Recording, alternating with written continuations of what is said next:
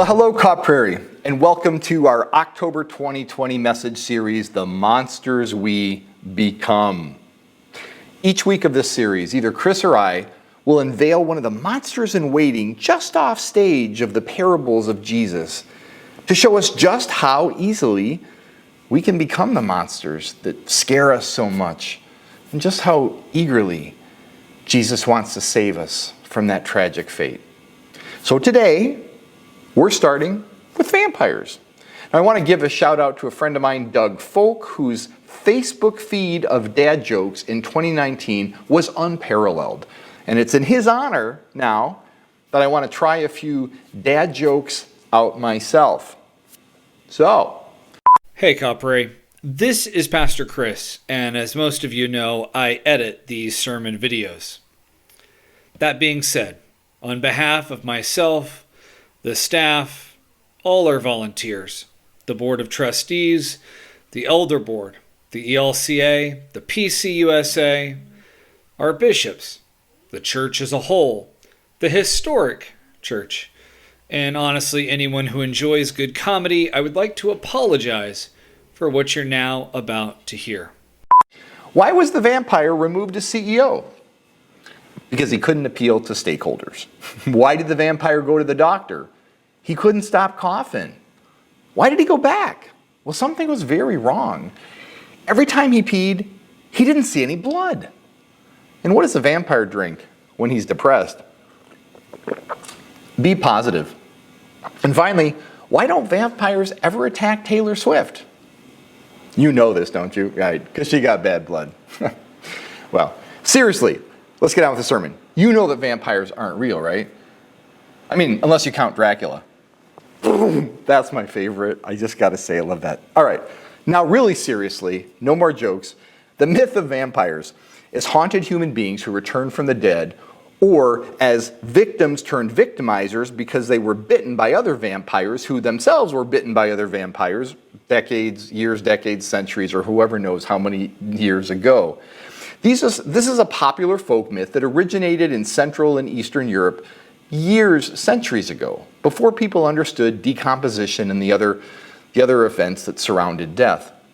The charismatic and sophisticated vampire of modern fiction, the debonair man who attracted and made women swoon, that was started in about 1819 with the publication in Britain of a novel called The Vampire by an English novelist, John Polidori.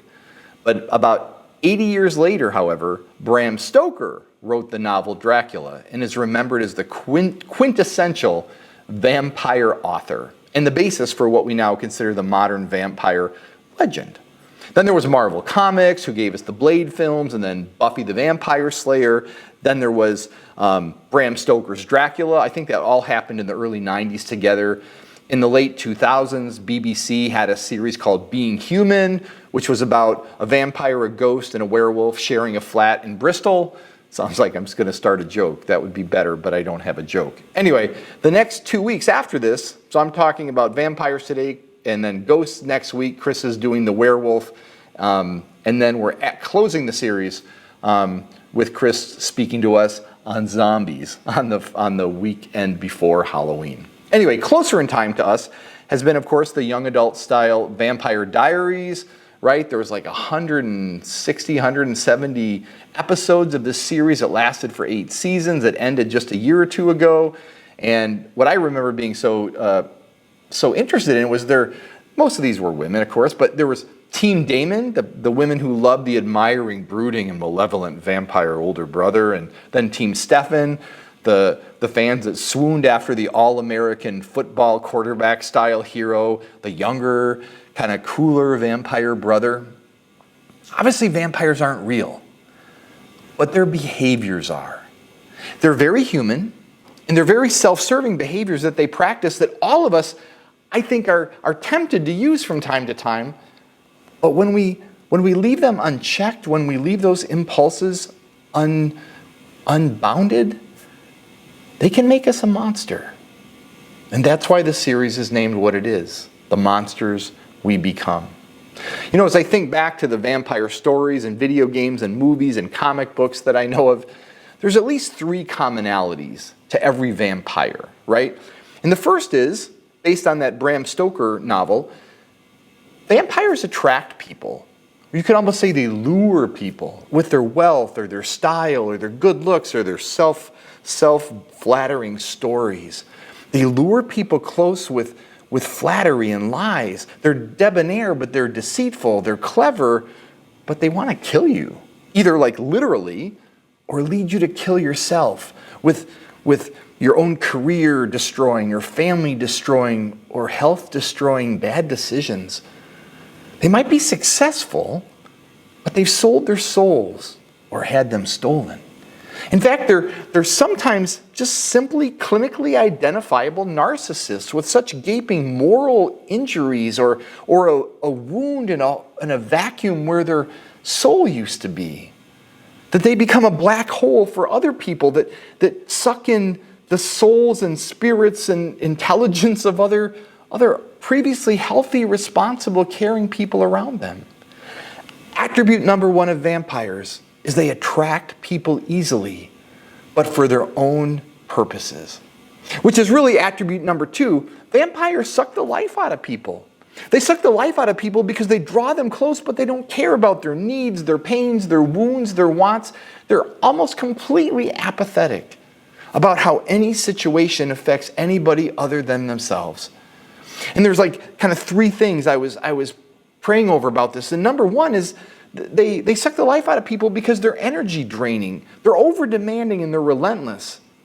I wonder if you can think of people in your life who are energy draining or over demanding or relentless. Maybe it's a boss you have or a coach you used to who never thought your work or thinks your work is good enough or thought your times were good enough. Maybe it's a Facebook friend who can't stop themselves from sharing conspiracy theories or chastising you for whatever you think or believe. Maybe it's a sibling who never compliments your kids the way they do their own. Maybe it's an adult child of yours who constantly turns back to you for help with the same stories instead of growing into the character that God has for them. Maybe it's parents whom you've never heard say to you, "I'm proud of you." These are energy-draining, over-demanding, relentless people whose behavior is vampire-y. Vampires can also be the addictive personalities that either cause reactivity in you or codependence in you. Well, you know who I'm talking about. The workaholics that their family has to bend toward. The shopaholics who you've always got to clean up for and worry about. The hypochondriacs that you're always trying to convince or help. The alcoholics who go on binges and you've got to pick up the pieces. The narcotic addicted people that are risking their futures and your finances. These are the people that you have to keep changing your life and your plans to keep up with or to clean up after. And another type of vampire person are the manipulators who take whatever they can from you, who for whatever emotional need reason or pathological illness reason, they usually get tolerated for a while by polite people, by reasonable people, by the emotional grown-ups in the room, until they either break the family, they break the marriage, they break the company, or they break whatever system they're a part of, because they drain the life out of all the competitors that they have until they can dominate the system, however shattered the system may be. You know, I was talking to a woman older than I am who's got a wonderful marriage. And we were talking about how she got here in her life. And she said, you know, I married the same man twice and it was hell. And I looked at her like, what? Well, they weren't the same real man. She said, but they were the same type of man who were all in it for themselves, who were so immature, who were so self-centered, who had so little sense of boundaries, who had so little time or energy to give me what I needed. They were just so life-sucking. And then she pointed to her husband and she said, and the third time has been a gift from God. I am so grateful that I learned to marry somebody different. What she meant was, I learned not to marry a vampire. You know, these two attributes of being a vampire, a person who attracts you and lures you, and then the second attribute, the vampire is a person who sucks the life out of you. This is not all there is to being a vampire. And I want to get to the third point, but this is a sermon after all, and I want to take you into a parable of a vampire that Jesus tells in Luke chapter 16. And you might be thinking, I don't remember that. In fact, if I saw a vampire on my flannel graph chart as a little kid, I would remember this. Well, it's not called the vampire parable, I'll admit, but it is called the parable of the rich man and the beggar. And Jesus tells it in Luke 16. So Luke 16, verse 19, if I may. There was a certain rich man who was splendidly clothed in purple and fine linen and lived each day in luxury. At his gate lay a poor man named Lazarus, who was covered with sores. As Lazarus, in fact, lay there longing for scraps from the rich man's table, the dogs would come and lick his open sores. Finally, the poor man died and was carried by the angels to be with Abraham. The rich man also died and was buried, and his soul went to the place of the dead. There in torment he saw Abraham in the far distance and Lazarus leaning into him at his side. The rich man shouted, "Father Abraham, have some pity. Send Lazarus over here to dip his finger in water and cool my tongue. I am in anguish in these flames." But Abraham said, "Son, during your lifetime you had everything you wanted and Lazarus had nothing. So here he is now being comforted, and you are in anguish. And besides, there's a great chasm between us, separating us. No one can cross over to you from here, and no one can come from where you are to here." The rich man said, "Well, please, Father Abraham, then at least send him to my father's home, for I have 5 brothers, and I want to warn them so they don't end up in this place of torment." But Abraham said, "Moses and the prophets have warned them. Your brothers can read what they wrote." And he replied, "No, please, Father Abraham, if someone is sent to them from the dead, they will repent of their sins and follow God." But Abraham said, "If they won't listen to Moses or the prophets, they won't listen even if someone were to rise from the dead." This is the word of the Lord, and a parable about a vampire. All right, you're going to hear me read this, and you're going to be like, all right, make the argument, Dan. I'm not seeing it. My argument is the dude was a vampire, right? He attracted other people, but he didn't care about them. He had parties with his 5 other brothers at his father's house. They were alluring. They had guests. They didn't care much for the poor person at their front gate. In fact, they must have done so much else that was unflattering to God that, remember, the rich man says, "Warn my brothers to turn to God." So whatever they were doing, it was not God-focused, right? So criteria number 1, vampires attract people. They may have friends and fans and followers, but they don't have feelings. Number 2, the rich man was close to Lazarus, but he didn't care a hoot about him. It was clear that he knew who Lazarus was. Even by name, he knew him, right? But he didn't care enough in this life to offer him food, medical care. He didn't send the chef out after the banquet, "Hey, go take care of Lazarus. Make sure he's got enough for himself and his family, and get some bandages for him, would you?" Vampire criteria number 2, they live life as if it were all about them. And then there's the obvious. The rich man went to hell, or the pre-Christian version of hell that Jesus himself describes as Hades, the land of the dead. Now that's pretty powerful, if circumstantial, evidence that the dude was a monster. And you're like, all right, Dan, I appreciate this. It's a clever sermon series. It's a cool title, and I see a little bit of your point. But really, this guy, he's not evil. He's not a real monster like Hitler, right? I mean, he's just a spoiled upper class or upper middle class guy who's enjoying the good things in life. Yeah, he may have inherited it all, but he's not evil. He's just insensitive. Oh, okay, maybe he's apathetic to other people. Maybe he doesn't pay any attention to people who don't have it as good as he is. He's certainly not a role model. He's kind of a jerk. But to call him a monster, that's not cool.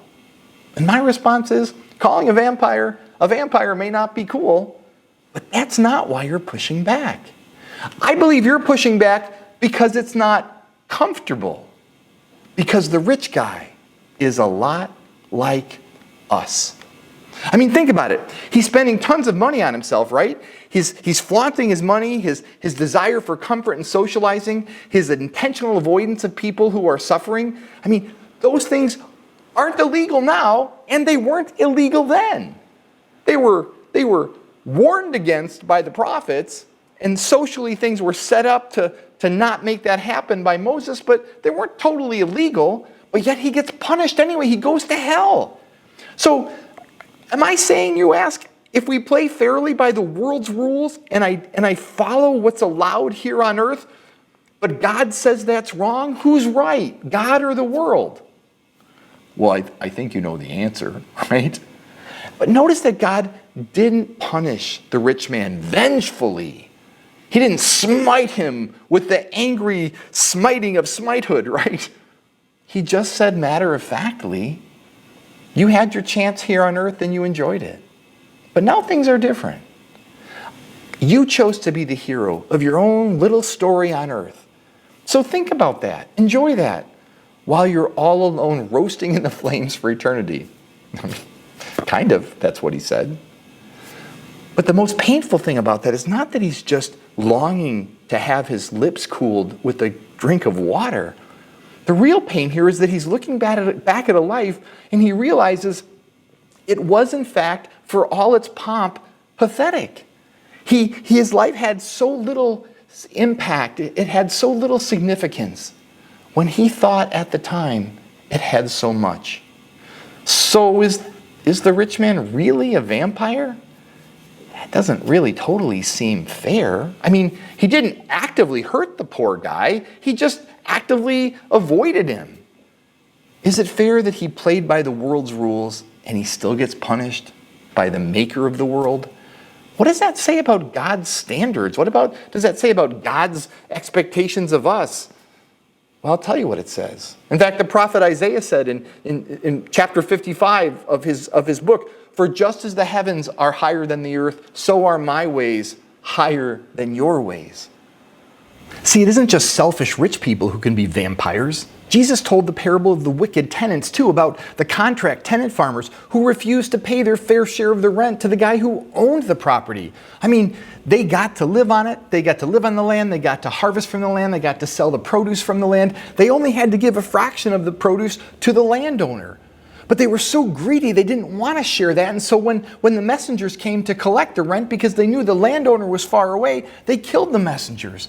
And then even when he sent his own son, they killed his son, thinking that, well, now the inheritance will fall to us. We can overpower the rules. We can overpower the law. We can overpower the king. And we can live on the land ourselves. So dishonesty and selfishness, violence and evil is not limited to the wealthy, the well-off, or the property owners, the man, the people who pull the strings, the upper 1%. It's a temptation for all of us. Even more so when we feel that the odds are stacked against us, like so many of us at the lower end of things do. Because becoming a vampire is possible for all of us. Becoming a vampire, though, doesn't happen like it says in the movies and in the comic books. It doesn't happen, you're bitten by a vampire and then boom, you're a vampire. It happens gradually. Becoming a vampire happens the more you obsess about your image, the closer you get to not reflecting anything at all. The more energy you drain from others, the less blood and backbone you have inside of you. The more your actions manipulate others, the more your heart deteriorates inside. And that leads me to point 3, the third vampire tell, and that is that vampires are afraid of the cross. It's consistent in all the vampire-y novels and movies and all that sort of stuff. They're repelled by the light and they're crippled by the cross. Now, you might be saying, phew, I was a little bit close on those first two, Dan. Like, I do like people looking at me. I like to be the number one. I like to work hard and collect my spoils, and I like life to be about me, and I don't really want to care about other people. I'll be honest with you. I like the good life I've got, and I deserve it because I earned it, right? But I do not fear the cross. I love the cross. It's the cross of Jesus. He died for me. He forgave me. He equipped me to live in this world, and I just happen to be living really well. But I would say not so fast. I mean, vampires are not afraid. I mean, the vampires in our life, the human vampires that we know, they're not afraid of the cross, but they're afraid to take up their cross. They're afraid to live a cross-shaped life, where they love God with all their heart, soul, mind, and strength, and they love one another as Jesus first loved them. That's the kind of cruciform living, the cross-shaped life that regularly asks, what does love require? Vampires never ask that question because they're too busy asking other questions. Like, what does my image require? What does me winning this game require? What is it going to take for me to control my spouse, my friends, my kids? What is me being on top of the world require me to do? The cross doesn't call us there to the top. The cross calls us to the foot of the cross. It calls us to self-sacrifice. And the empty tomb of Jesus calls us to the light of resurrection and to be that light to the world. The cross of Jesus calls us to be a confessor of Christ and a defender against demons, including the monsters that live within us, waiting to show their ugly head. So, brother and sister, I want to end with this. Being a vampire once in a while, in a little bit of way, is kind of fun, right? We can put on a cape, we can feel important, we can look good, we can be admired, we can have some carefree experiences, we can sometimes dodge accountability for stuff we did wrong. We can take from life whatever we can possibly get. I mean, what's the expression? We're not going to leave anything on the field. And some of us, that won't just do that a little bit, we'll make our whole life's goal to be that kind of stuff. We will follow not the great American dream, but the great American vampire dream of doing everything we can to live all about us, not worrying and not bothering with the people who drag us down, who make us see the dark side of our life and of our world. We might not choose Team Damon or Team Stefan, but we're certainly not going to choose Team Jesus either. If we do, we're going to have to accept a calling that's harder than living as a metaphorical vampire in the world. We're going to have to accept a call that calls us to something more profoundly humbling, but more profoundly freeing than any mythological, supernatural story could ever offer. If you've recognized yourself in my description of vampires, as I have, which is why I'm preaching it, right? I'd like to introduce you to something in the scripture I call the vampire confessional, which obviously is not what it's labeled in the Greek, right? It's known as Psalm 51. And I'd like you to read it with me. And as you do, I'd like you to think about, Lord, what about me is offensive in your eyes? What about me is too much about me? What about me is too careless about others? And what about me, Lord? As much as I'm grateful for the cross, as much as I'm the beneficiary of the cross, what about me makes me too proud, too self-centered, too far from you to want to pick up my cross and follow you? Psalm 51. Have mercy on me, O God, because of your unfailing love. Because of your great compassion, blot out the stain of my sins. Wash me from my guilt. Purify me from my sin. For I recognize my rebellion. It haunts me day and night. Against you and you alone have I sinned. I have done what is evil in your sight. You will be proved right in what you say, and your judgment against me is just. For I was born a sinner, yes, from the moment my mother conceived me. But you desire honesty from the womb, teaching me wisdom even there. Purify me from my sins, and I will be clean. Wash me, and I will be whiter than snow. Oh, give me back my joy again. You have broken me. Now let me rejoice. You don't keep looking at my sins. Remove the stain of my guilt. Create a clean heart, O God. Renew a royal spirit within me. Do not banish me from your presence, and don't take your Holy Spirit from me. Restore to me the joy of your salvation, and make me willing to obey you. Then I will teach your ways to rebels, and they will return to you. Forgive me for shedding blood, O God who saves, and then I will joyfully sing of your forgiveness. Unseal my lips, O Lord, that my mouth may praise you.